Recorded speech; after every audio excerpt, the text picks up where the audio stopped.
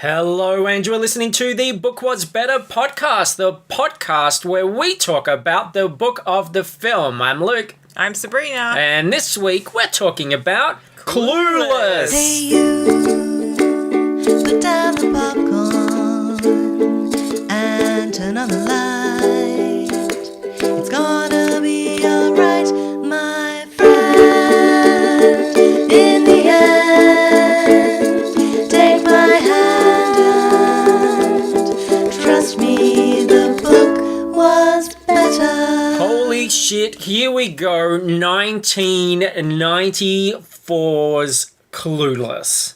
How old was I in 1994? Oh, younger than me. Older than me. Younger than me. I can't do that. Oh, well, I was born in 84, so I must have been 10. You were 10 when this came out. Yeah. This is really exciting for me because I am the same age as Alicia Silverstone. So she's ancient. Yeah, pretty much. That's why you don't see her on the big screen anymore, because people would be horrified. Isn't she still in movies coming out this year? I don't know. Maybe with a really soft filter, a little bit of Vaseline on the lens or something. Facial fillers. No close-ups. I guess she could do voice work. So she'd be about, what, 60? 60, 65 at the moment. Yeah. She could do like an ad for Depends or something like that. What is wrong with women aging? I think maybe it's just about aging gracefully, don't you think? Like, Yeah. you know, a lot of the They can have American close-ups. actresses, like people that used to do a lot of stuff, like, look at someone like Melanie Griffiths, is all completely plastic now. Yeah. Whereas people like Kate Blanchett, Naomi Watts, they're past 40 and they get to act all the time, but because they look natural and normal and they still have their dignity. Yeah. They have gravitas. Yeah, I was trying to watch Taken, most of the Taken trilogy on the weekend, and the lady that plays his wife, her face slowly morphs from each movie more and more into a sort of balloon monster type creature. Right, so she's like injecting things into her face Probably, in between films. She also plays like Jean Grey in the original X-Men. Oh, Famke Janssen. I think so. Yeah, I've never seen Taken. Really, you should watch the first movie. I really liked it. Do you think Liam Neeson will come and take my fancy? Well, I think you could project yourself onto that Liam Neeson character. Yeah. You could find people. Well, I do Kill have a certain set of skills, is that right? I have a very specific set of skills gained over a long... Oh, I can't remember. I've been trying to memorize it, but it's just in one ear and out the other. Well, nobody in Clueless gets taken. No one's kidnapped or anything like that. That's a relief. This is actually really... I mean, it was based on a Jane Austen novel, Emma. Yeah. But this is really just a slice of high school life in the early mid-90s. This is 94. I graduated in 93. This book really, I mean, although I'm not a young rich girl in Beverly Hills, this book really should hold up a mirror to my past. Yeah. And should be very, very relatable and truthful. Yeah, I don't know about that. No? It's probably for rich kids that grew up in the LA, sort of Valley Girl area. Do you have a relationship with this film? Yeah, I think we watched it at slumber parties. We used to get together and watch it like a group of girls, but nothing particularly exciting. It's a very, there's nothing exciting, like no sexy pillow fights or... Well, I don't remember ever playing some of the games they played in the book. Oh, yeah. We're going to get to that. I think I was too young when we watched it. Yeah. Yep. And the soundtrack was a big thing as well. And that's something that really struck me watching the film again, because I hadn't seen this film since it came out on video, is like it starts off and you've got We're the Kids in America, then you've got David Bowie's Fashion, then you've got I'm Just a Girl, and then I paused the movie and we were 1 minute and 50 seconds in, and we had all three of those songs just smashed in one after another. I mean, it really like hammers you over the head with everything. Yeah, there's a lot going on. Yeah. Well, it's very seductive, isn't it? It's like luring you to its back of its van with these sweet songs, trying to get you on board as quickly as possible to take you away on this clueless journey. Yeah. Yeah. So this book is by H.B. Gilmore, author of other novelizations such as Pretty in Pink, Molly Ringwald. Yep. At least she's red Yeah, haired. that's before my time. I think red hair, pink clothes. I know who she is, but I think it's slightly before my I time. don't think it's that pretty. I think she could have done better. Fatal Attraction. What about that one? Is that the one with Sharon Stone? No, that's Basic Instinct. Fatal Attraction. This is a common thing with my younger female co-hosts, I've noticed. They're like, what? Bruce? What? Who? They just don't know stuff. I don't know anything. That's all right. Well, yeah. That's look. Some would say that's bad on a pop culture podcast where we have to discuss things for our international listeners. But in fact, just nod, shake your head, shrug. It's all fine. Clarissa Explains It All. What about that? That's a TV show. Was it animated? Nope. It starred Melissa Joan Hart, who later played Sabrina the Teenage Witch. Oh, yeah. Yeah? Yep. You know Sabrina the Teenage that Witch? one, yeah. Narcissistic reasons, I'm sure. Why Wembley Fraggle Couldn't Sleep. What was that? That sounds cool. You know Wembley Fraggle? No. You know the Fraggles? Yeah. Fraggle Rock. That sounds familiar. Jim Henson puppets. They live underground. They eat turnips. They've got friends called doozers who build like little buildings and stuff underground. Is this like an old person reference? And it's not that old. I think it might have been like just before my time. Like just like a few years too early. Okay. Any speculation as to why he couldn't sleep? Uppers? Yeah. Could be. Downers.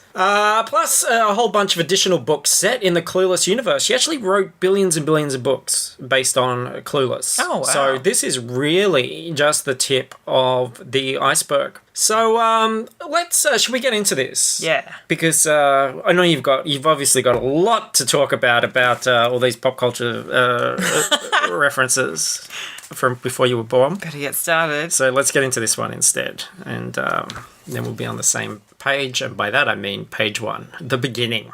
I had this dream a couple of months back. It was about my mum. She died when I was just a baby. A fluke accident during a routine liposuction is what I tell people. My mom was a seriously stunning disco babe. A real Betty. There's a portrait of her in go-go boots hanging in our living room, which is about the size of the Colosseum, but done in polished pink Italian marble and ankle-deep cream carpeting instead of AstroTurf. Anyway, in my dream, I'm like catching her up on my life. I tell her about my best friend Dion. Dion? I think it's Dion, like Celine Dion. Dion, one of the major Bettys of Beverly Hills High. And how we ride around town with other cute kids in the cherry red Jeep my dad, the litigator, gave me for my birthday. I paint her a picture of me and my pals striding through the high school halls, styled hair cleanly bouncing, makeup salon fresh, fat-free bodies aerobicized to sinewy perfection. We are the world. We are the in crowd. There we go. Already completely relatable to my high school years. Did you have a fat-free body aerobicized to sinewy perfection? I was actually really skinny in high school. There you go. Like, really skinny. I went into year 10, a little bit of a chubby bubby, and but I had to walk to and from school for half an hour, and my body was growing. It was expanding in other ways. I was going through these very unusual changes. Like, this sort of things were happening to me that you might only normally associate with, werewolves and things like that. But, yeah, I was going through these changes, and then suddenly I just got really, really skinny. And it wasn't until I sort of left school and started drinking heavily and eating garbage that I started to become chubby again. But, yeah, rake thin. Did you have a growth spurt? Growth spurt. I had quite a lot of spurts during my growth time, let me tell you. Yeah, all around the clock. So this dream continues. There's Visa gold cards, etc. I certainly didn't have a credit card until at least in the 2000s. Yeah. I mean, that's an age thing, right? People had credit cards back then. Yeah, but I don't remember, my school friends didn't have credit cards. Oh, no, kids just don't have expendable income. No, well, it would be like a daddy's credit card. Yeah. Yeah. Oh, yeah. Why are you making this difficult? Don't hit me, please. I'm not... Oh. Hello. Not funny in the world we live in where Johnny Depp is, like, smacking the crap out of people. Not cool. Silence. So, should we read the next bit? All right. So, Mom reaches out and strokes my cheek. Her hands are warm. They smell like bread. Clueless, she says softly. Probably winks at the camera. The dream camera. I'm just confused by this. I am too. Why does someone's hands smell like bread? This seemed like an odd thing to introduce into a novel where you're pretty much following the script and you're going from A to B. Now, in the film, she says pretty much, yeah, my mum died through the liposuction thing. And I took it as that's what actually happened because of the vapid, shallow, materialistic lifestyle that these characters lead. However, the book suggests something more sinister happened, and the only clue we have is the faint aroma of bread. So, what happened there? Do you know about Kogepan? No. The Japanese burnt bread character? No, is he like a yokai? He's a bread. He's a piece of bread that was left in the oven for too long. Yeah. As a result, he's darker than the other breads and nobody wants to buy him from the bakery. Racist. That's bread racism. So maybe that's what happened to her mom. She was baked in the oven for too long.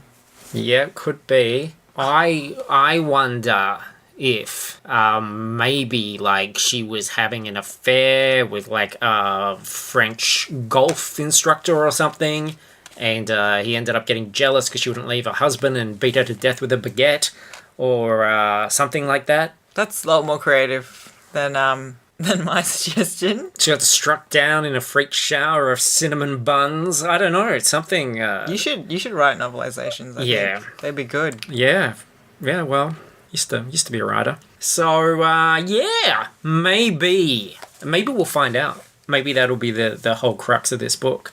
Is Her mother's death. The bread incident. We shall find out. I am so jealous, by the way, of this very high-tech schniz. My entire wardrobe is programmed into my computer.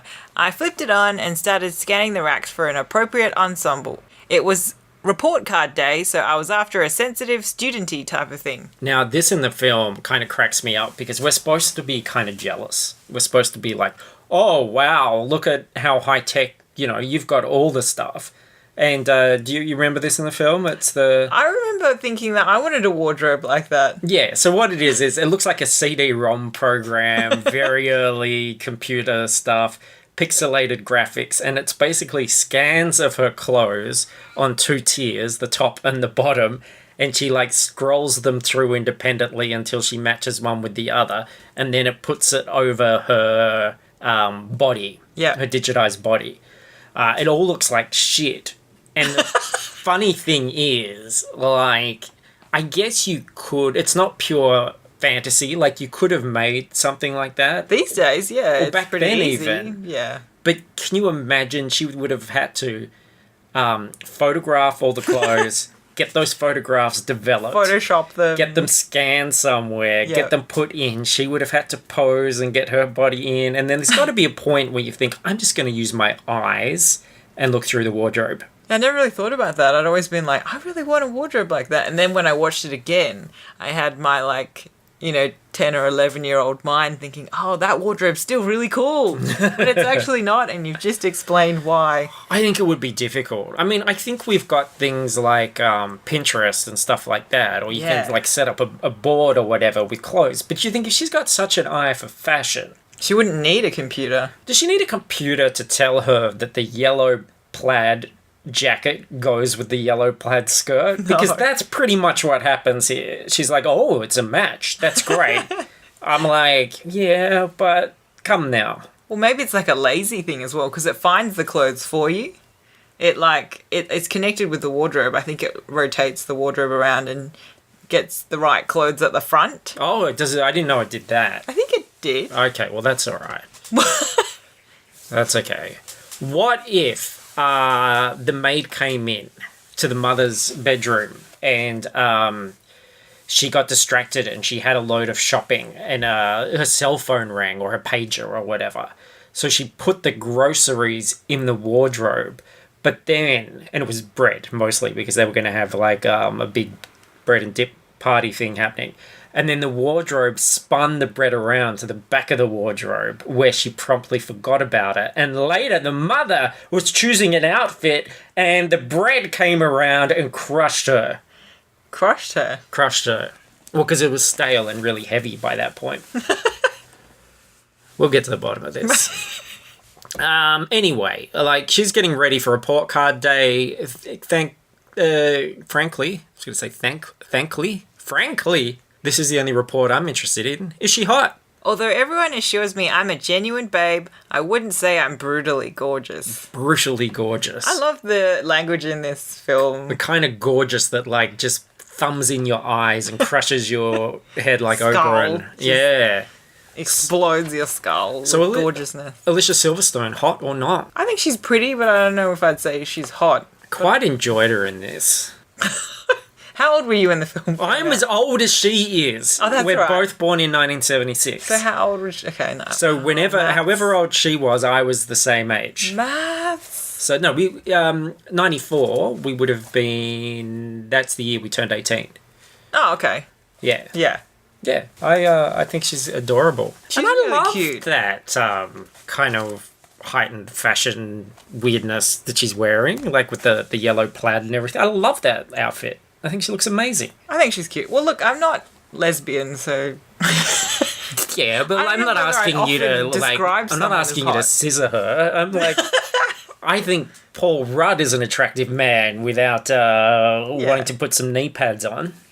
okay. I Yeah. give her an 8. Give her an A. 8. An 8. Okay, that's the report card. An 8. An A might have made more sense, but an 8's probably an A minus or something. Yeah. All right. Dad is an attorney, and according to the book, he is a bit of a lady killer. He started buttoning his vest, then came toward me with his chin lifted, and I did this extremely professional tie knot for him. It's just one of the things Daddy counts on me for. Since Mom died, I'm really all he has. Although it's true, this absolute horde of Bettys has passed through our lives. Dad even married some of them. It's interesting how they use people's names as lingo. Bettys. Yeah. And I think there's more... Who do you think the Betty is in question? Betty don't know. Betty Rubble? Midler? Bette Midler. Probably was a Bette Midler. Not at this stage in the 90s. I don't know, man. Or Betty Page? Betty Boop. Betty Boop? There's a lot of attractive Bettys. Who's Betty Page? The pin-up model, like the original burlesque person with the dark hair with the fringe. Oh. Yeah. And Dad's last ex has given her former step-brother, Josh, the aforementioned Paul Rudd. I'm almost 16. That would make Josh 19 now. It would also make the end of this book highly dubious. My friends used to think that he was so cute. 3 years older than us and a real Baldwin. Now, that's the name we should be worried about. I find it so hard, 20 years old, to think that anybody would want to be compared to a Baldwin. It's like, was he really the watermark back then? The benchmark? Were they seen as really hot and, like, eligible bachelors back then? Well, Like, they were all actors. Speaking of the Rubbles, I mean, Stephen Baldwin played Barney Rubble, a role reserved for a hot stud. Stepped into the, I guess, no shoes of Rick Moranis, who played him originally. Alec Baldwin's kind of cool. Alec Baldwin is awesome, but if you were, like, going to talk about, like, the most attractive guys of the early 90s, I don't know if a Baldwin would be the thing. Yeah, I feel like it was, like, slightly before my time. And I mean, I look at the pictures of the Baldwins now, even when they were younger, and I'm just like, I don't get that. Don't get it? No. Nope. No. Sure. I think that all the names are meant to be, like, singers. So Yeah. Dion's like Dion. Celine Dion. Cher. Sure. Cher. I think it's Cher. I don't know. I don't think though. it's sheer. I It'd need didn't another say E to be sheer. Sure. Sure. To be sure. Oh, to be sure. To be sure. To be sure. So sure is Alicia Silverstone. Let's just call her Alicia Silverstone. Because that's much shorter than This a one is syllable this is name. a definitive role. Alicia Silverstone. We can call her Alicia. But Alicia? Alicia? Alicia. Ally? Alicia. Leash. Al. Silver. Silvers. Stones. Silvers. Stony. Stony. Stony Silvers. Stazza. Stazza. There you go. So, Stazza's also thoughtfully given the maid Lucy a makeover, and then... I tossed an orange into my pony hide backpack and gave Lucy a wave. We'll discuss it later, I said, grabbing my books. I'm Audi.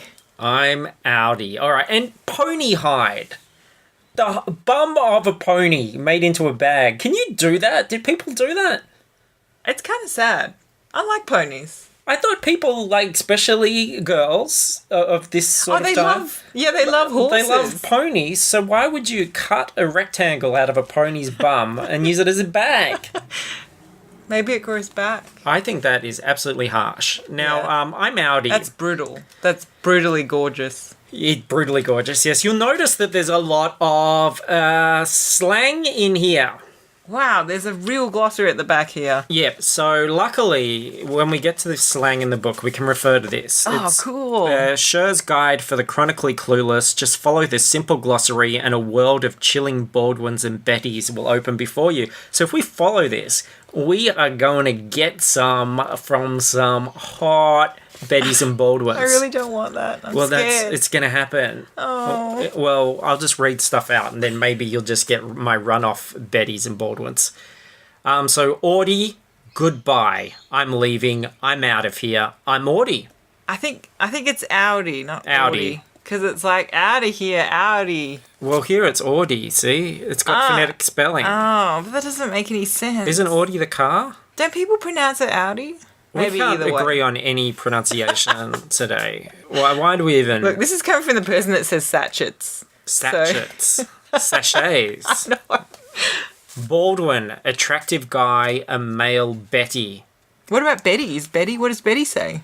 Oh, okay, but look at this. I think Betty's a beautiful woman, a female babe, but Barney is an unattractive guy, not a Baldwin, which is a Baldwin ironic because a was a Baldwin played Barney. That's not right. So considering Betty and Barney are there, the attractive woman and the unattractive man, that has to be Flintstones. Oh, yeah. Yeah. Because how did Barney pull that hottie? Maybe people think that. I don't know. It doesn't make any sense. So I'm going to keep this handy because I'm sure there'll be other reasons where we'll need to look it up. Like, here's a good one. Monet. Looks fine from a distance, but really a mess up close. Oh my god, I've got to use that. That's amazing. Not a babe, really. And what about this one? Tard. English from retard. Insensitive, stupid, or childish person. Oh, dear, 1994. That's so politically incorrect. Good work. Oh, I cringed when I watched that and saw it in the book. Like, reading it again now and watching it, it's just so unacceptable. Yes, I Like- agree. You know, some things are okay in context, but even that made me cringe. Here's something that's a bit Aussie. TB, true blue, loyal, faithful, totally. Oh, There you go. I was thinking about tuberculosis, but, you know, Yeah. that's not a good thing. No.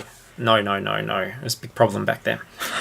So, back to Dion. It's not spelled like Celine Dion in my defense. Yeah, okay. Dion and I are named for famous singers of our parents' generation. There's your proof. D is an AA goddess. That's AA as in African American, not Alcoholics Anonymous, which is the total rage with my friend's parents. D and I are practically inseparable. We're like mirror image sisters. So one's white, one's black, one's good, one's evil, I presume. I don't like the party going down. She's from the mirror world. I'm like the political correctness warrior. And Yeah, this I don't doesn't feel think right. we should be labelled by our race. Like, I would hate to be the, like, AA because I'm the Australian arsehole. Why couldn't she just be a goddess rather than an AA goddess? Do you know what I mean? I do know what you mean. Or maybe she's just owning her ethnicity. I don't know. With these days, it's too easy to offend people, so I'm scared to say anything more. So we won't say anything.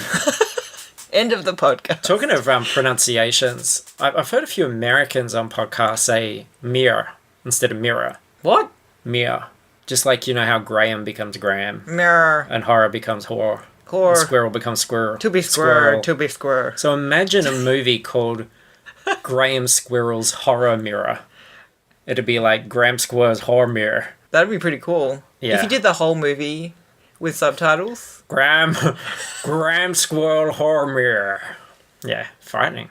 Dee and I share a rampant interest in fashion. That morning, she was wearing a whimsical outfit with a tall top hat. Any of your school friends ever crack out the top hat? No, but I always wanted to wear one. I always wanted to wear a top hat. What was your inspiration then? Because I think of it as a bit Downton Abbey, but... I used to like BBC dramas. That's probably part of it. It wasn't like Slash from Guns N' Roses or... No. I can't think of any of my friends sporting a topper. No, none of my friends actually wore one. That's why I didn't end up wearing one. Yeah. I don't think it's a good choice. I think we were talking about the fashion before. I like Alicia Silverstone's outfits. Don't like top hats? I think the top hat is insane. I think I didn't really like any of the hats in the movie, to be honest. I think top hat's fine if you're wearing like a suit, white tie, all that sort of stuff. Oh, yeah. Yeah, young sassy girl? No. I think not. All right. But then who am I to tell a young sassy empowered girl what to wear? I'm saying like, look, wear the top hat. Yeah, as the for sure. PC police. Yeah. Women should be allowed to wear whatever they want. Is that what we're going to do now? We've got two agendas. We're going to bring some PC Tumblr social justice Tumblrina. to Clueless. Yep. We're going to iron out all the kinks. And 2, we're going to solve this bread mystery. The Great Bread Mystery. The Great Bread Incident. Yep. Okay. Let's do it. All right. Here's another character description. This is Murray, played by the dude from Scrubs. Dee goes out with Murray, who wears huge baggy Calvins and a do-rag on his head. He's like very GQ, into the foremost urban tog's major plastic can purchase. I have no idea what anyone's talking about anymore. Oh yeah, I was really confused by that. Also, you didn't specify which character from Scrubs. But then how are we going to describe him without saying what ethnicity he is? He's got a little moustache. He's balding. He's balding. He's kind of short. Is he short? Yeah. He's got big brown eyes. He'd blend into the shadows. What?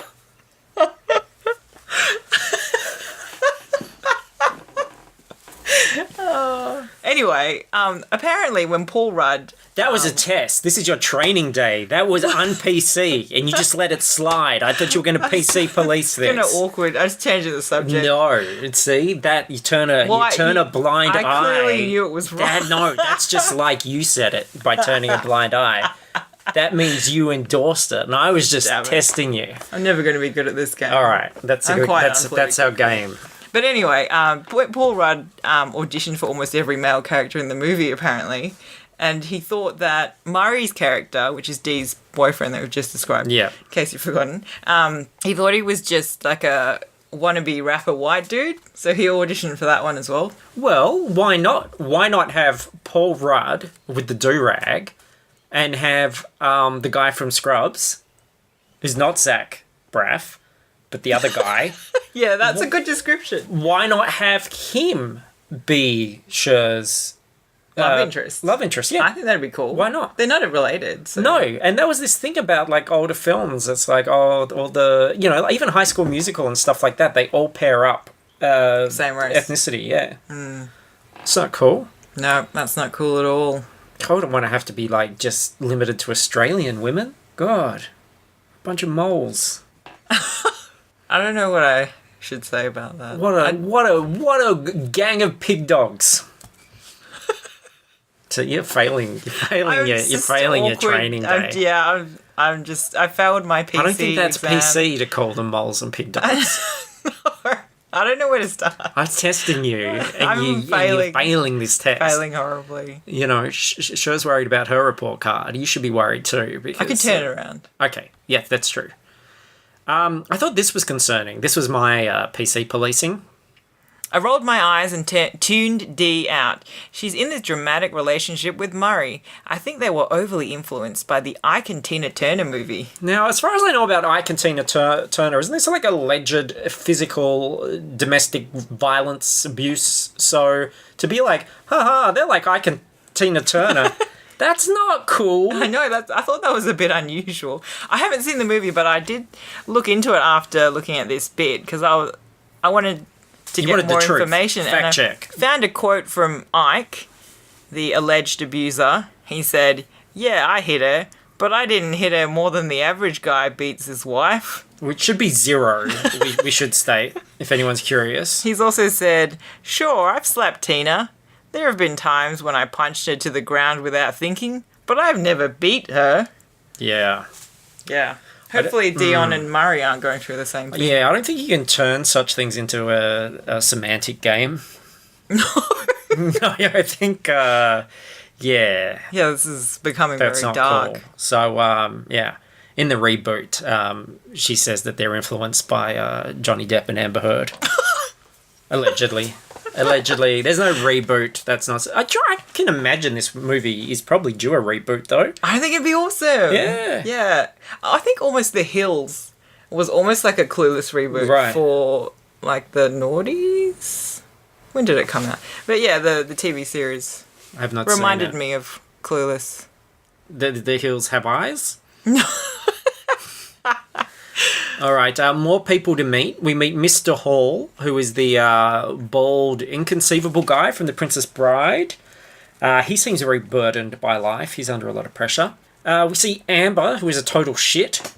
She's known for her negativity, apparently. She rolls her eyes when Mr. Hall says, "Cool it," because that is apparently an archaeological expression, unlike everything in the glossary of this book. And she also does a W sign with her fingers, which means whatever. You know, I had a thought watching the movie and reading the book. All the stuff that I say that is quite similar to the book, like, and whatever, yeah. That stuff probably makes me sound really old now. Yeah. Like, really old. I think about that, like, when I'm dealing with kids and I say stuff like, I call them dude a lot. Yeah, they probably don't do that anymore. No. You know what they say? The only thing I've picked up is everything's dog. Really? Yeah. Oh, that's hell dog. Oh, what? Yeah. Oh, I thought it was more like, "What's up, dog?" No. That dog. Like, yeah, that's a dog move. Oh, okay. Well, that makes sense. Yeah, that's hell dog that you did that. That's hell dog that you didn't respond to that obvious race bait thing that I said. A rampantly popular and excellently attractive Elton, who is having trouble finding his Smashing Pumpkins. Smashing Pumpkins is the band that has come up the most in 90s books. Came up in Flipper and Lassie, and now Clueless. Awesome. It was pretty good. Pretty good band. I think so. But I didn't realise how fucking mainstream they were back when I was like in this era. You thought you were alternative. Yeah, but no.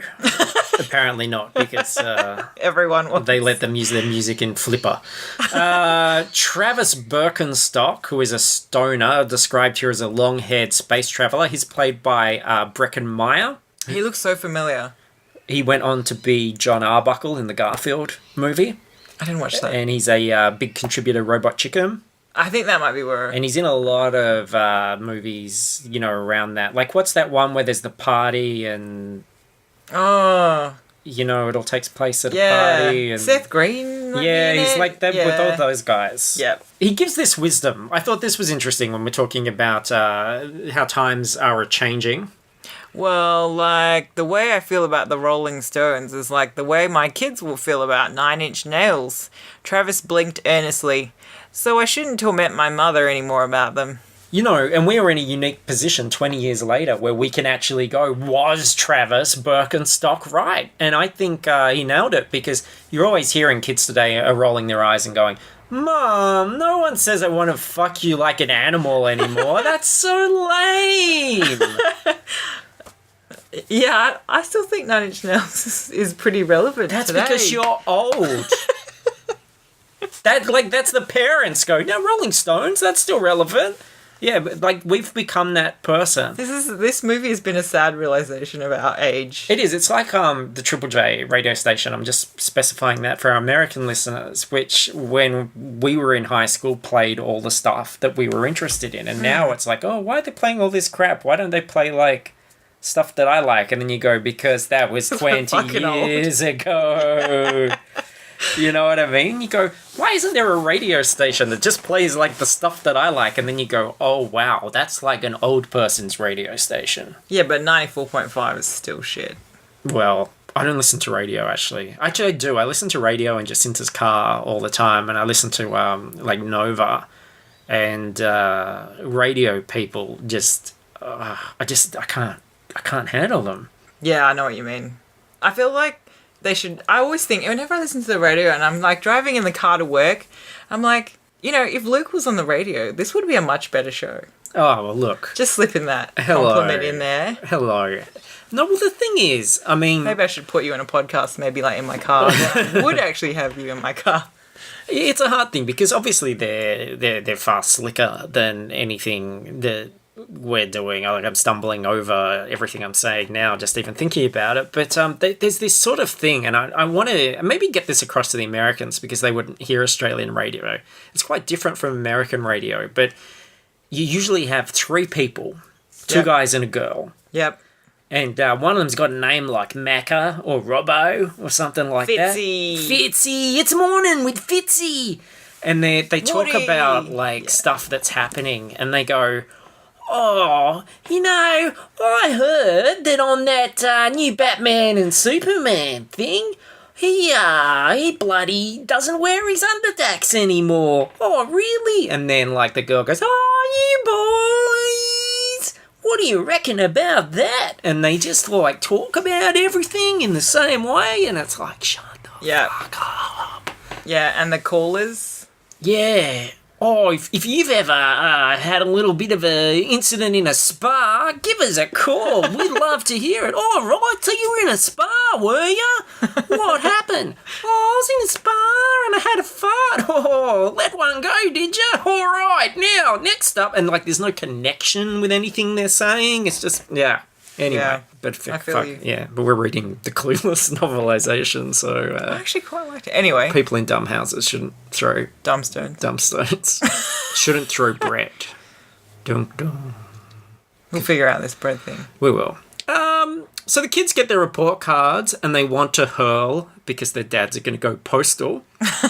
Wait, I still say that though. Sometimes I say go postal. Go postal. Well, it's all right. That's an You're old off this person era. thing. I'm an old person Yeah. now. Silver Shazza. Shazza? Stazza. Stazza probably still says it as well. Stazza's sad because she got a C in debate. But I'm actually thrilled, and I think credit where credit's due. This is the first time we've got an American high school story where someone actually gives a shit about their schoolwork. Yeah. And I think this movie's actually more pro-education than most movies set in American high schools, and I am a fan of that. So stepbrother Josh, he comes over for dinner, but he's got outdated jeans and he wants to watch Current Affairs instead of Beavis and Butthead. Like, what a loser, right? And if I know movies, like I think I do, I'm pretty sure she's not ever gonna end up with that guy. I find it interesting in the movie how, like, drug users and people who skip school are seen as, like, super uncool and not to be hung out with. Whereas, like, Yeah, it's usually people like who do well at school, like, it's seen as a good thing. Like, it's almost like most movies, those people who wag school and take drugs are seen as the cool kids. And the smart kids are marginalised and they're Yeah. dorks and stuff, and they say something and someone goes, oh, say it again in English. yeah. Yeah, so there's Yeah. some good stuff. Oh, yeah. Not that we should ever make fun of anyone, but Oh, no. Okay, good. You got some points there. Very good. I'm sure people who take drugs come from very difficult backgrounds. Look, They can do what they want. not our place to judge. Not everybody had a happy childhood. A telephone rang. Daddy, Josh, and I all checked our cellulars. Cellulars. It was for Daddy. I was relieved when he pushed away his steak plate and started talking contracts over the phone.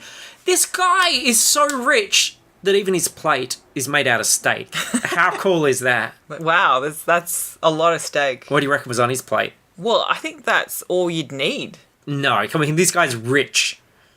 Oh, so he just has like a new steak plate every day. I reckon he's got a knows? plate made out of steak, and on his steak plate, he's got a steak. How cool would that be? Could be like a steak sandwich because it's got like Yeah. Steak on steak on steak. I think the very important thing about this, though, is that his plate is made out of steak. And I think maybe his knife and fork are made out of hot dogs.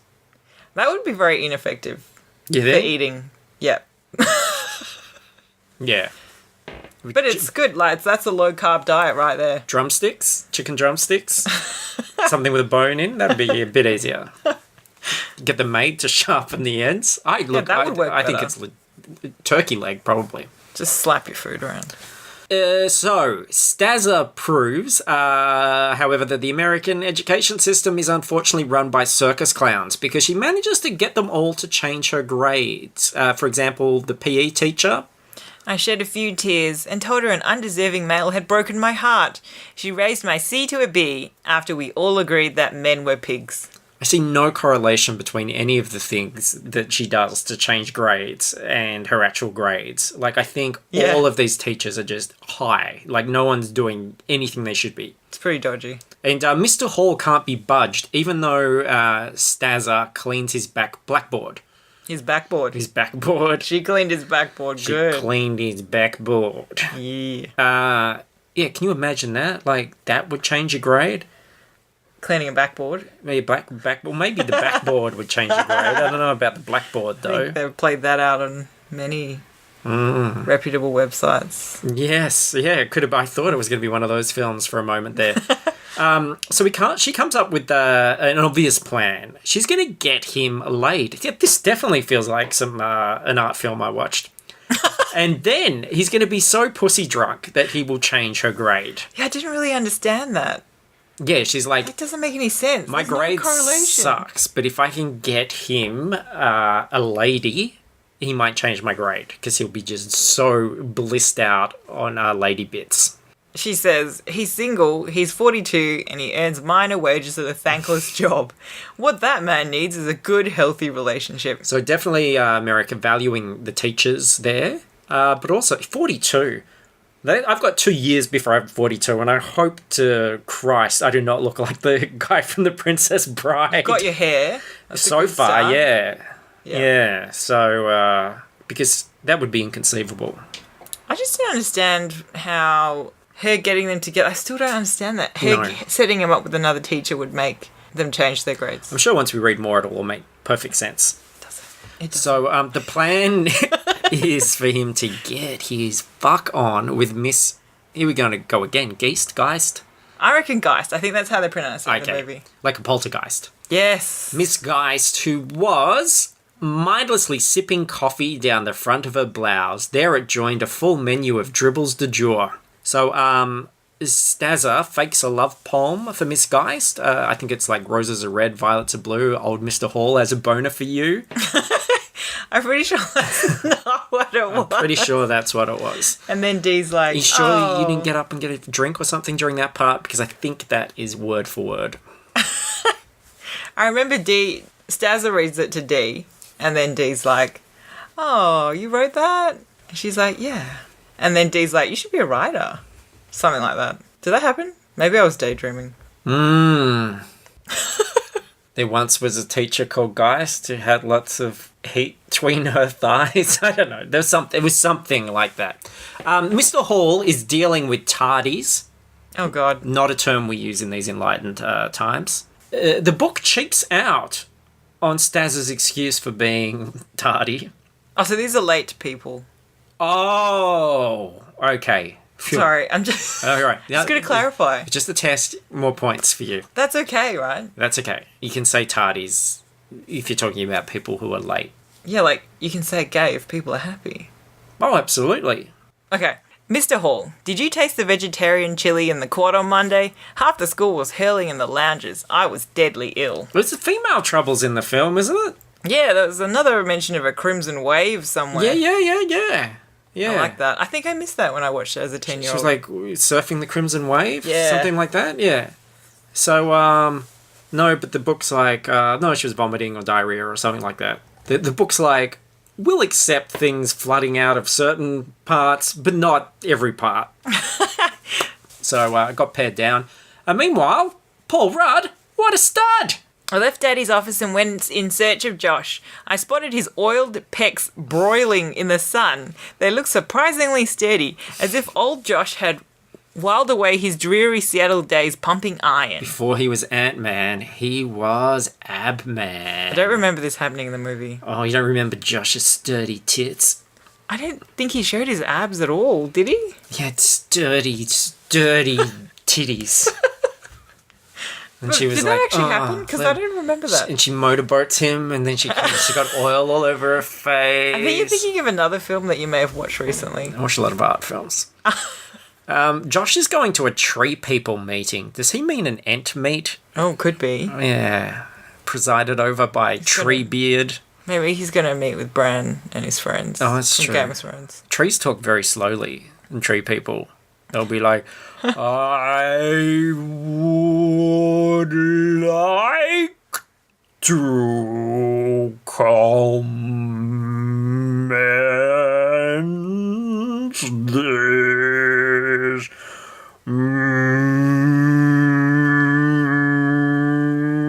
meeting. Sound like the sloths from Zootopia. Yes, true. I don't like tree people. Why? Useless twiggers. That doesn't sound very PC to treat people. There we go. I'm catching on. Okay, I'm you learning. got it. It's the best part. I got to give the book/film props for this though. Where are we up to? Here, Dion laughed. What's wrong? Is Josh snapping on you because he's going through his post-adolescent idealistic phase? these kids do have vocabularies. Like, despite their dumb slang, they're actually 10 times smarter than the High School Musical dummies. And I really want to give the book credit for that. It's like, the guy from Scrubs. Yep. You know that guy? Turk. Yeah. He says something about, like, when she says, don't call me woman or whatever, he defends, like, he talks about the slang and he talks about how it's not misogynistic, but that's, you know, and, like, they're smart kids. Yeah, I like that. it. All right, back to the plot. Mr. Hall and Miss Geist must have gotten it on because they are both really happy and giving the kids good grades. All the kids. This makes no sense. So, essentially, they are so blissed out on each other's spunk, they are failing to give a crap about their wretched jobs. And the kids are happy with Stazza, so she decides, look, it feels really good to help others, so now she wants to live a life of good deeds. Simple, right? Yep. Here's the next project. There was a kid with Mr. Goodman, a girl with huge doe eyes outlined in crude black pencil, and red and purple streaks in her streaks in her too black hair. She was Can hair be too black? I'm just... I think it can, but Okay. anyway. She was wearing a shapeless flannel shirt and baggy jeans that puddled around her worn high tops. Ew, Amber whispered behind us. What's that? Does the word schlub ring a bell? Alana Kaplan asked. No, not really, Alana. Is that in the glossary? Schlub. Let's check. Oh, maybe I shouldn't say that hair can be too black. That's too judgmental. Okay, yes. I want to apologise Because what formally. about someone, like, with black hair who's listening? I have black hair. Yeah. But it's not actually what's black. good It's like a dark brown. But It's like what a super dark brown. might be right for you might not be right for some. That's true. A Anyone man can have- is born, he's a man of means. Then along come two, they got nothing but jeans. I'm just saying it takes different strokes. Oh, good. So, this is Ty Fraser. She's not Thai. Is that appropriation? I only just got that. Um, I was thinking about TIE fighters. Ty, yeah. And I was like, Oh, she's a fighter. what? Ty wants to make her cool, but it's difficult when she's Stepper. already interested in loser stoner Travis. And the fact that Travis and her have a coincidental interest in Marvin Martian. And this actually made me feel better because I always think back to the stuff I wore when I was in high school. And I think, like, what a dork. Like, it's probably not much better now, but, like, I remember having a Marvin Martian t-shirt and thinking, oh, this is cool. But then, like, this validated it. Like, that was one of those characters that was cool. around and was on t-shirts and stuff at that time.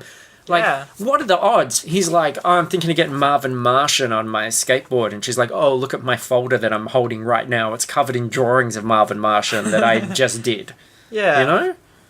What are the odds? That's cool. You're cool. You the odds could be in the movie. were 1-to-1 back then because he was everywhere. So with Travis successfully cock-blocked, and I hated that. That's one of those horrible things in like high school and stuff, when you like someone and they seem to be liking you, but then there's some like obnoxious friend of theirs that tries to convince them that you are not worth the effort. Yeah, I didn't think that was very nice. I don't think it's cool. Even though he's a drug user. That's true. And he's uncool. Yeah. In their world. In their eyes. Yes? Actually, we'll talk about this later. Are you sure? We can Yeah. talk about it now, up to you. Well, it's about what happens later. Okay, well, then we should talk about it later. 'Cause this isn't Back to the Future. Not very good at chronological timelines. Okay, so speaking of time, it's makeover time. We shimmied into these classic neon spandex togs, and Dee and I led Ty into the den. I popped buns of steel into the VCR. Shit, that sounds like my weekend. This hasn't dated at all. Holy shit, do you think the mother went to the bakery and said, I'll have 3 seeded buns? And they were buns of steel that she got by mistake. And they threw them at her head. Or even she like ate one. And then she turned into steel. She turned into steel, yeah, for a little while. Maybe her mum and then got hit by a train fighting crime. Maybe her mum is that tape. Buns of steel. Her mum has turned into Buns of steel. I thought you were going to say her mum is Steel, Shaquille O'Neal's superhero character in the movie Steel. I have to understand those references. That's okay. It's probably on YouTube. I do like, again, that despite all this classic airhead behaviour, we do have a solid character like Josh, good old dependable Josh, commenting on it. So I'm reading it and I'm having my normal cynicism that I have to this kind of behaviour in high school books. But then the book itself or the film itself is commenting on that. Like Josh points out that just because Stazza never had a mother, she's acting out on that poor girl as if she were her Barbie doll. Yeah, there's almost like a commentary, like criticising the film itself. Like, it doesn't take itself. It's not putting Cher up as an ideal follow. Necessarily. It's not normalising the behaviour. Yeah. So now all Ty needs is some D. Nothing would set Ty's self-esteem and stock soaring like hooking up with one of the crew's major hotties. And Elton, with his brutally now tasting clothing and CDs, was a matchless catch. Oh, that's quite a sentence, isn't it? Brutally now. He's brutally now tasting clothing. I like the word brutally. I wanted to use it more often. Yes, I think you should. Well, remember in this movie, Ty, they're learning a word a day. So, and then they have to use it. Like, she learns sporadically. Yeah. So we'll try and put brutally. So, some point before the show ends, got to just throw in brutally, really just casual. Like. Alright. So they take Ty to a party in the valley I don't know what they're trying to achieve. They want to get her pregnant or something like that. And they play Suck and Blow. You play it with a credit card, I explained to Ty as we headed for the den.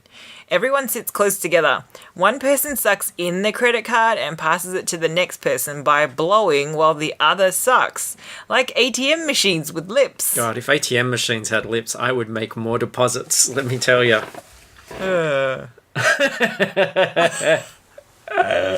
Just to play on words. Have you ever played Suck and Blow? Well, I had a look at like trivia from the movie, and apparently they couldn't actually get this game to work in real life, so you can't actually play it with real credit cards. They're too heavy. Yeah. So what they did was they tried using cardboard instead, as the plastic credit card. That still didn't work. Then they drilled holes in it. That still didn't work. And then they had to like coat their lips in multiple layers of chapsticks. And then it worked with the cardboard with holes in it. It's a lot of effort to sell a lie.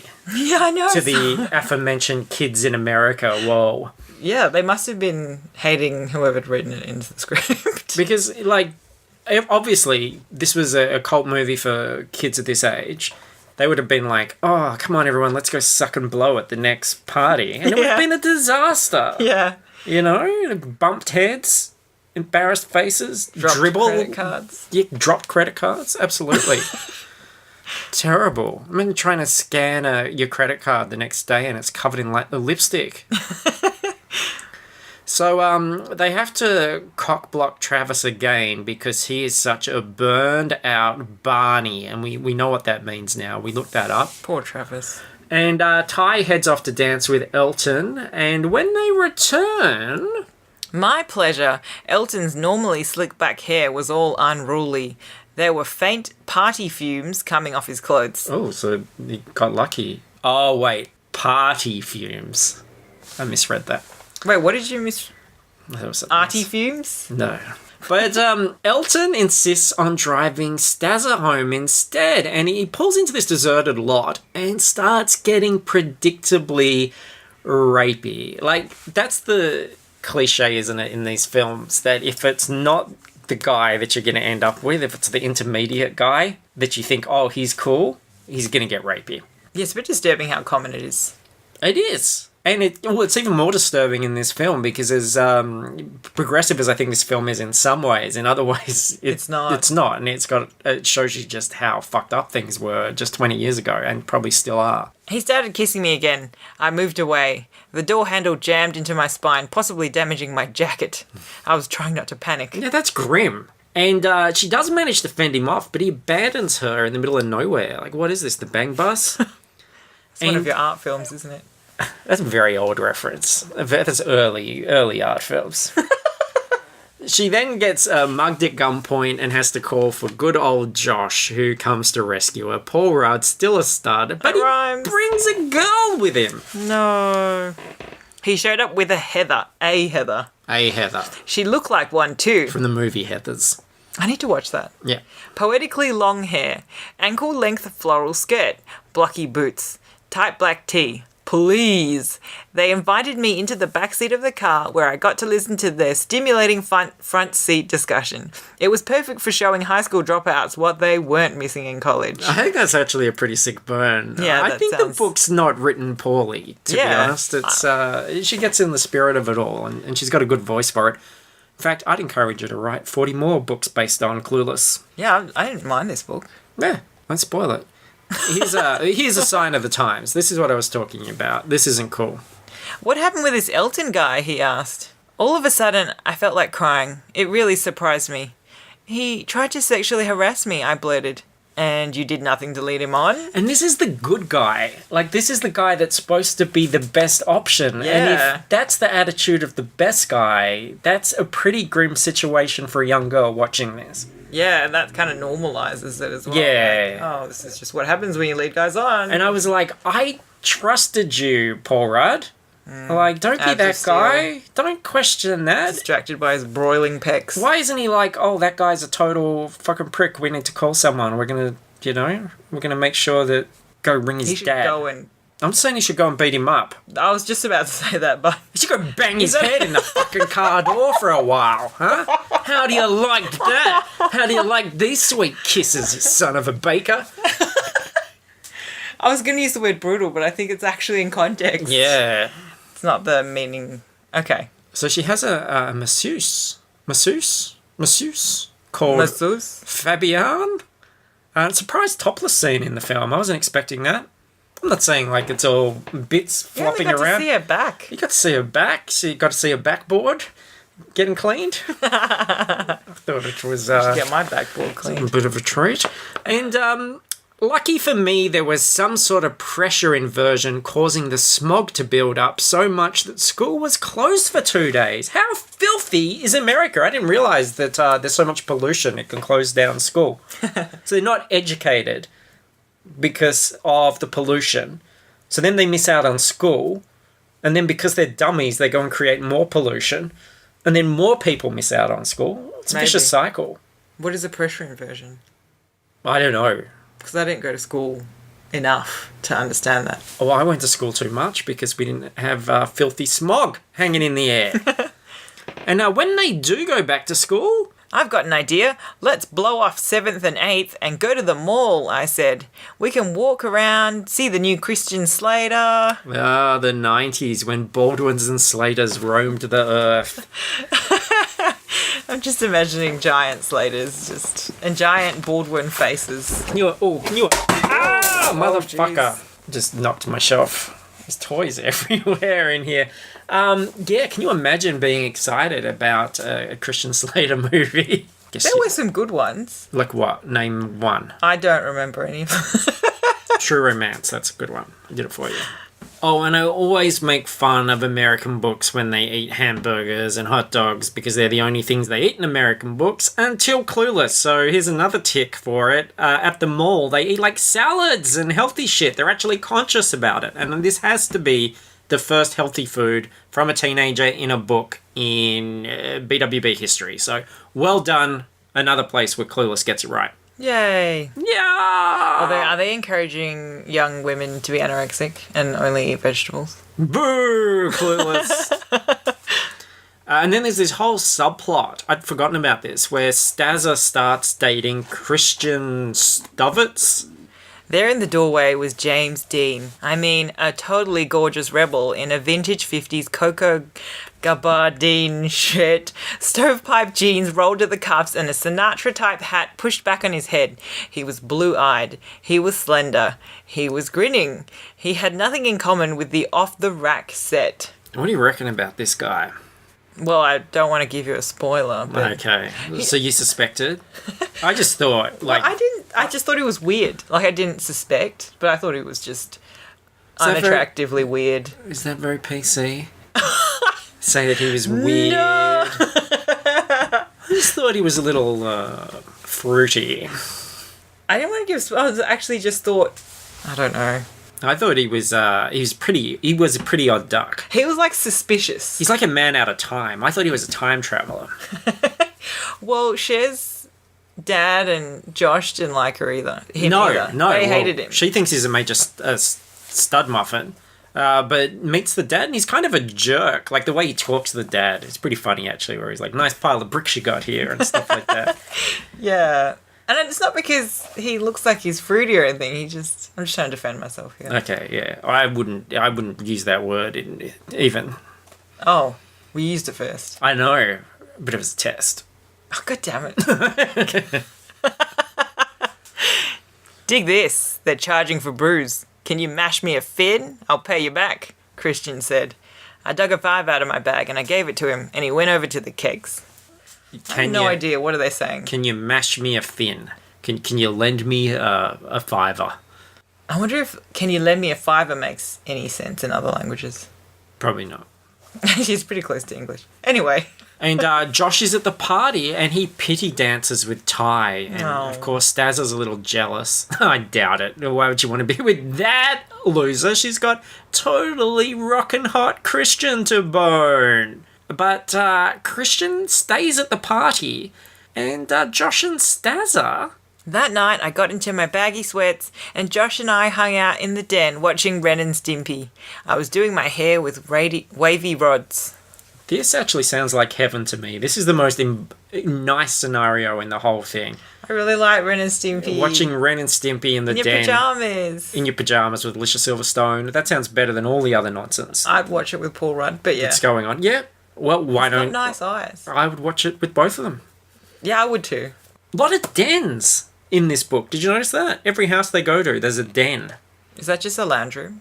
No, dens like... when I think of den, I think of like Mr. Brady and the Brady Bunch had a den.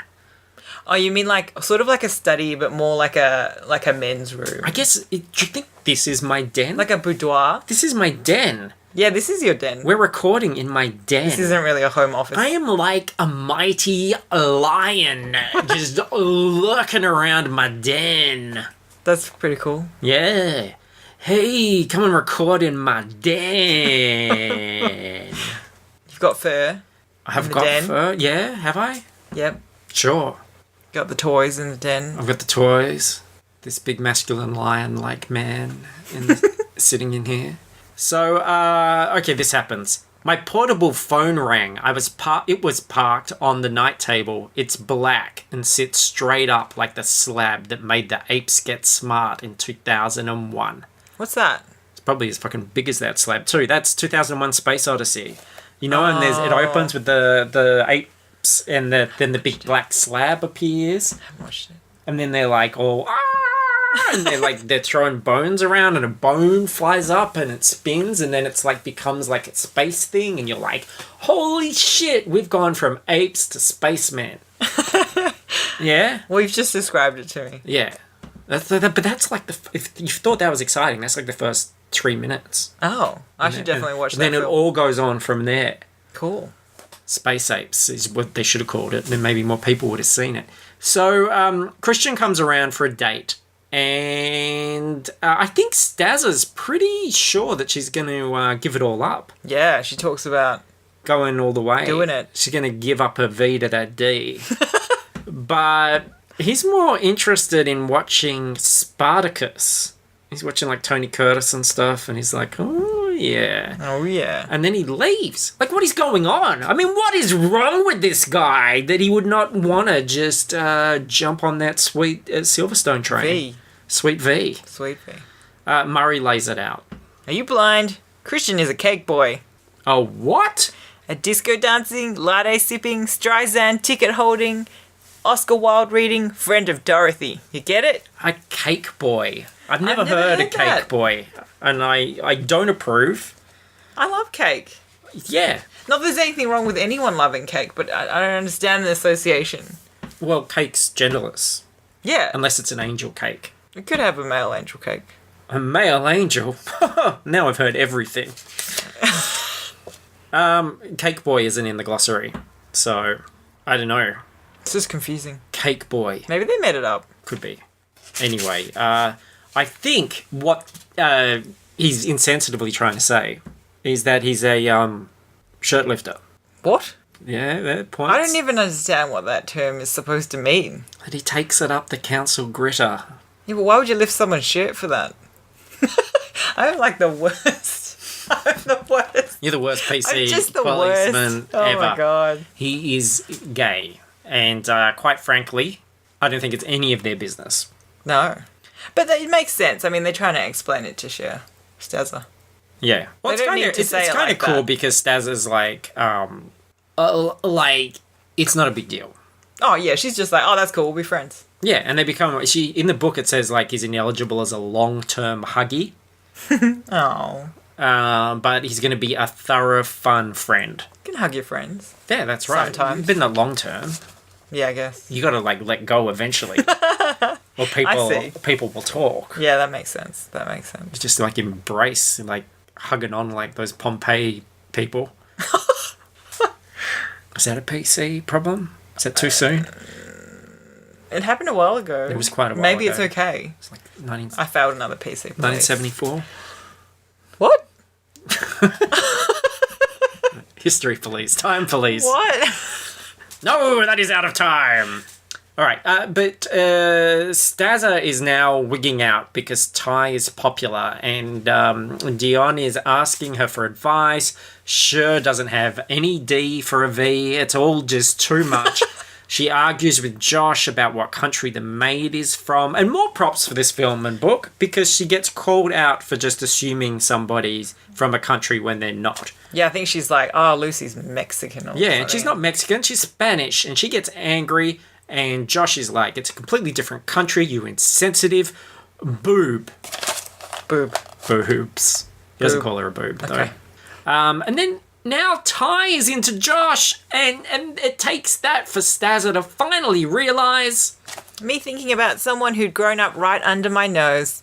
Someone who'd helped me get over my loneliness. Someone who always showed up when I was in trouble. Someone who had brains and even sexy eyebrows like Daddy. Whoa, what? What?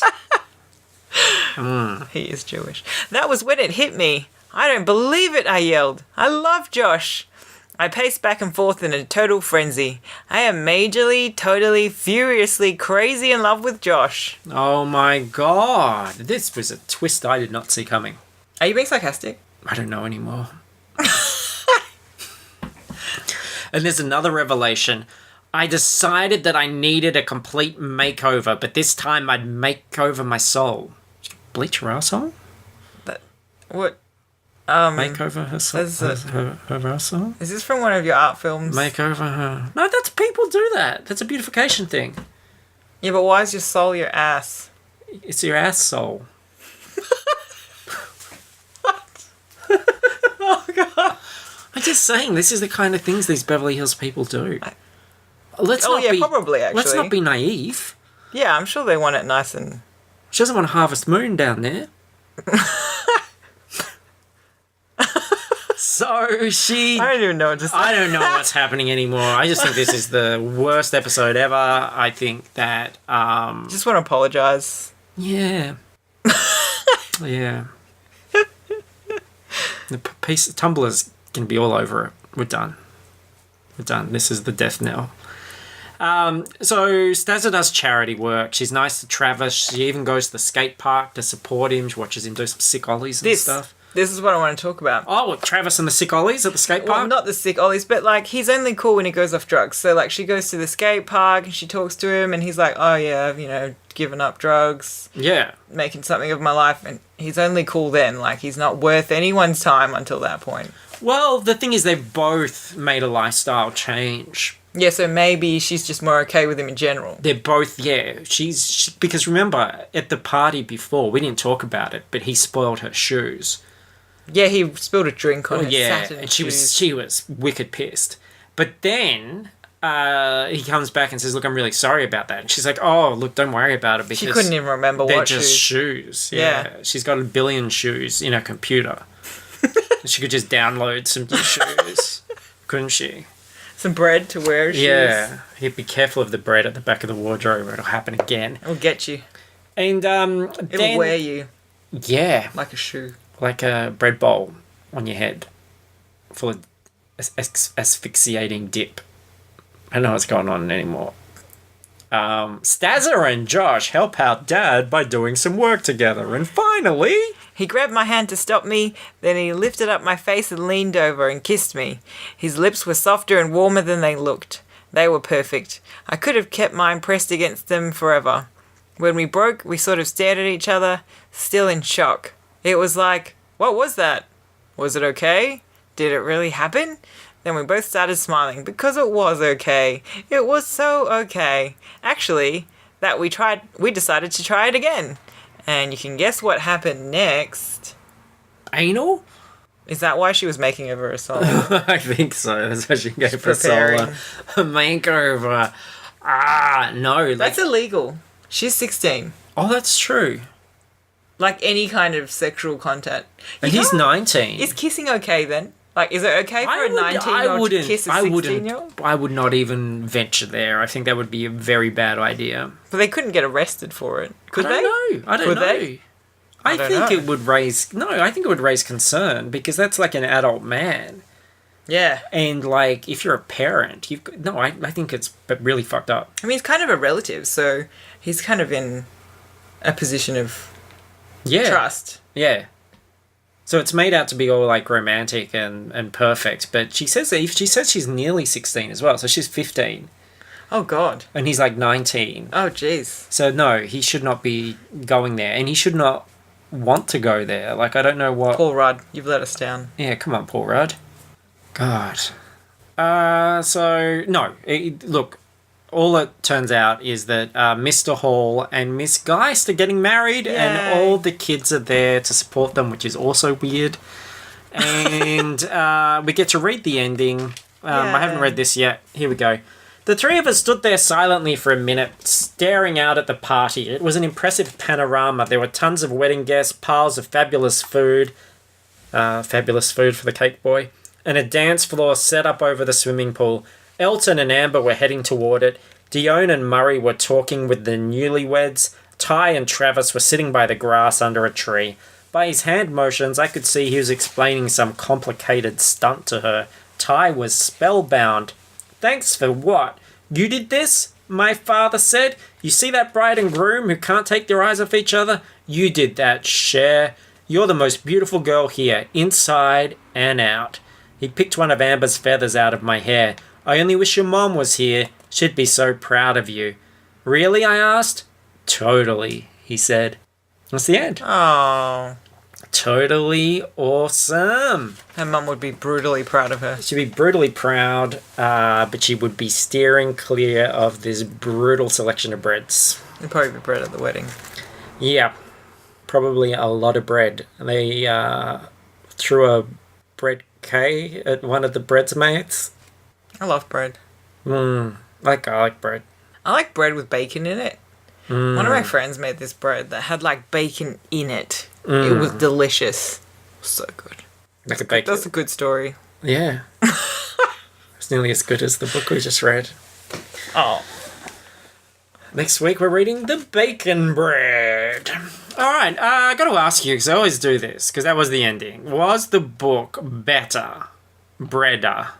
I don't know if it was better, but I think it was, like, different. Okay. Like, I don't think it was worse. I feel like the book is kind of its own thing. That's totally invalid. You can't. That's so very diplomatic and PC of you. So I'm definitely giving you PC points there, but you have to say one or the other. I think it's obvious that the book's not better because the movie It's so iconic. Yeah, it's got music and nostalgia. It's got Silverstone, Stazza, it's got Paul Rudd. Rudd, it's got that guy from Scrubs, Turk. the one that looks like he hasn't scrubbed. Oh, that's terrible. Did you see that ad? No, you gotta be firmer about that. No, I'm not changing the subject. Did you see that ad, the Chinese dishwashing ad? No, I heard about that. I haven't seen Yeah, it. they put this African American man in the washing machine and wash him when he comes out as a pale Asian, and it's supposed to advertise washing powder. So obviously that's horrible in our culture. What's the cultural difference? Do you know? Like why? Oh, everyone's just super racist in Asia. It's fine. Okay. That's how culture works over there. So they're cool They're like, with it. I don't have a problem with it. But apparently it was based on an ad from Italy where they were trying to advertise how well their washing powder kept colours in. So they put like a white type of person in the washing machine and it came out as a dark type of person. This is sounding worse. The more I try to be I feel PC, like- the worse it sounds. I feel like every time like I've tried to make a joke, I've said something really horrible, and now I'm regretful. I just think being too PC is not fun. But now I'm going to sound really un-PC. And now I'm worried that the Tumblr police are going to come after me. Yeah, well, they have been scouting around the area looking for things. I think that obviously we're very good people, What do you mean, obviously? and we passed the test Okay. because if anything was said, it was satirical. Well, I think we were aware that there are issues around. Yeah, and by for me, because these issues are very sensitive, and like my way of dealing with terrible things is usually to try and find some humor because that will foster a discussion, Yep. and then I'll probably even foster some foreign children as well. I thought the movie was better. Yeah, movie. There we go. I'm going to read some reviews, just some snippets from some Ooh. reviews. People reviewed this thing. So here are some Clueless reviews. See what you think. Get it? And yes, I admit it. I read it. My teenage daughter brought it home for an assignment, and lacking anything to read, I picked this up and finished it in one sitting. Oh my God. Can you believe that? Breaking news, adult reads book for children in one sitting. and this, like, what I didn't get It's to not that thick. I didn't get to study Clueless. I had to read like Patrick White's Fringe of Leaves. I had to read Jane Eyre, Yeah. not Clueless, the novelization. With large font. So not only like does these kids get it for their assignment, like write an essay about which part of your body you'd like to have liposucked. That would be a great assignment. I wish I'd got to read Clueless. Yeah, so watch not the only movie. that, but then mum at home is like, or dad, I don't know actually. I've cut the name off. He's like, oh, yeah, my teenage daughter's reading this, should be alarmed, should be calling up the principal and going, what is this? Is this what I'm paying fees for? But instead he's like, I'll give that a read. Oh, this is good. I'll read it all in one hit. I thought Clueless by H.B. Gilmore was a terrific book. It is quick, easy, and most importantly, fun reading for a day on the beach, a car trip, or just in the privacy of your own home. What is that person doing at home with the book? What I like about this is options. Yeah, I like how he's thought of all these different things. Yeah. I'm like, when I read a review sometimes, I think, look, there are a lot of reviews out there which tell me about the quality of the text. Yeah. Give me some options, some thoughts about where I can read this thing. And, you know, and I think it also reminded that our own homes are private, safe spaces, you know? He's not saying, like, read this in a chair by an open window with the, you know, with the curtains open where your neighbours might see. It's like, you know, maybe take this one aside and give it a bit of a and in the on a car trip as well, preferably not while you're driving though, right? Because that would be clueless. Just saying. Here's another one. This is funny and fresh. If you're now thinking that should I buy this or not, then I say to you, do it. That's exactly what I thought when I read the book. Yeah. Yep. So that's definitely up for this. And then this one. I am totally bugging. Oh, that's in the glossary. Should we quickly? Bugging. Irritated, perturbed, flipping out. I'm buggin'. I'm totally buggin'. You must be clueless if you think this is the best book by H.B. Gilmore. Yeah, I guess it's worth the money, but the movie is like way better. Not to mention that you can get sick of the same material, so just browse through it at the bookstore to find that line you missed, then go to the video place and check it out. Perfect to cuddle with. Again, context. Is the book perfect to cuddle with? Or the movie. I don't know. Also, there's lines in the movie that are not in the book. That's true. Like, they cut stuff out. Yeah. Like all the sexual references, apparently. Yes. And then, and she had to say make over her soul. Because they had to clean everything up. But I knew what she meant. It's a synonym? Is it a synonym? What are words that sound the same as other words? That's a synonym. That's a synonym? Maybe it's like a euphemism. Okay. Cool. In the context. Yeah, anyway. Yeah. Perfect to cuddle with. Just like Paul Rudd. So, there we go. That was Clueless. That was quite a weird journey, wasn't it? I feel like we went down the rabbit hole. Yeah. Clueless. We better give him a carrot. What? The rabbit. Oh, okay. Yep. Clueless. Clueless. Maybe it was us that were clueless all along. I'm pretty clueless. Shocking twist. All right. Well, look, thank you everybody for listening. Please listen to the other shows as well. Next week on The Book Was Better, I will be doing Bend It Like Beckham with Jacinta, I believe. So that should be a bit of fun.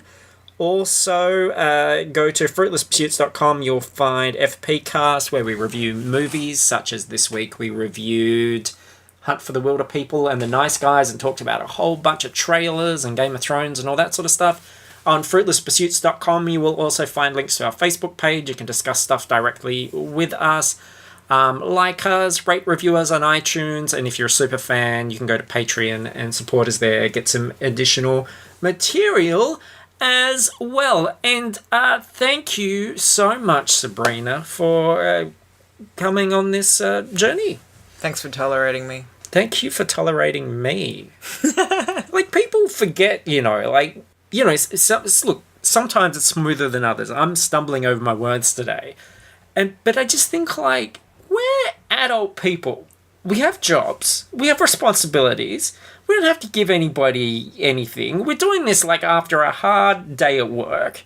And here we are, like, reading this dumb book just so someone out there can just have maybe a little smirk, little laugh, have a little bit of fun, remember a movie that they have some fondness with, or learn about a movie that they've never seen. In the privacy of their own home. Privacy of the home. We make jokes. We just want to make people laugh. Some of them, like, we push the boundaries on the podcast sometimes. And it's all part of the game. It's all fun. All fun and games. Yay. Yay. Yay. Yeah. Yay. Yay. Yay. All right. Should we just stop this podcast? Maybe. Okay. Sure? Let's just keep rambling. Okay, let's keep going. Hour. All right. This is my idea for Clueless 2. All right, you want to say the thing? Do you remember the thing? Catch you on the flips. Jumanji.